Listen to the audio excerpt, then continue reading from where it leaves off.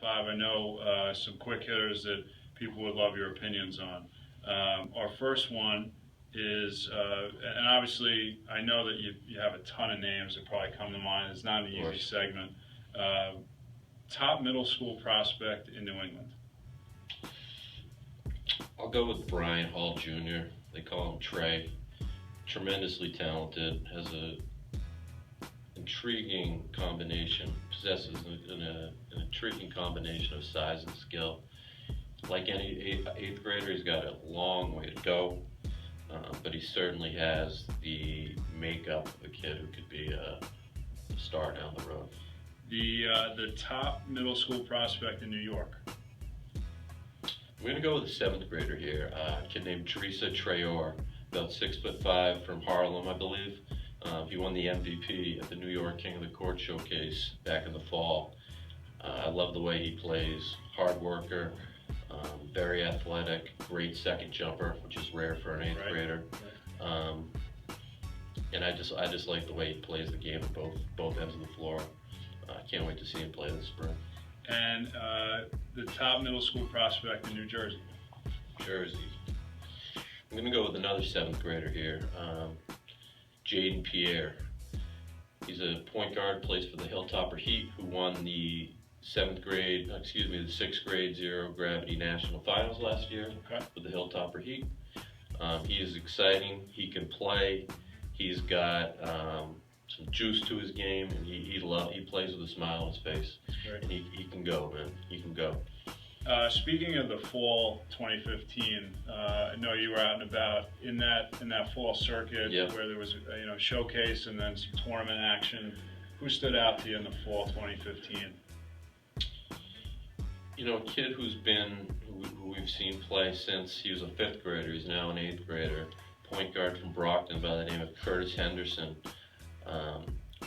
This fall at the Beast of the East tournament, his expression squad was down 22 points, I believe late in the first half, early second half. And this kid, Curtis, just put his team on his back and really just led them all the way back, and they won the ball game. But, for an 8th grader just to, get focused like that and just kind of propel his team, will his team. Says a lot. And, he's always been a kid who's shown flashes of being a really tough backcourt player. I think he has a lot of potential at the next level as well. But that performance just, that really comes to mind in terms of the fall. I really enjoyed watching that game. And the last one, speaking of memorable moments, obviously so much basketball that you've watched, so many games, showcases. Sure. Hard question to pin down. In terms of one of the more memorable moments that comes to mind in all your coverage, what comes to mind? If you had to pick one moment. Great question. I'm going to go with a moment which I believe that anyone else who was there will also agree was one of the most electric basketball moments I've ever witnessed. It's when Jalen Adams hit got a shot a couple steps in from half court at the buzzer. They're down 2 to St. Andrews to win the NEPSAC AA championship. It was in the finals. Jalen hit a shot, he banked it in, and it was just pandemonium in the gym. It was captured by several different media outlets on video, and it was just awesome.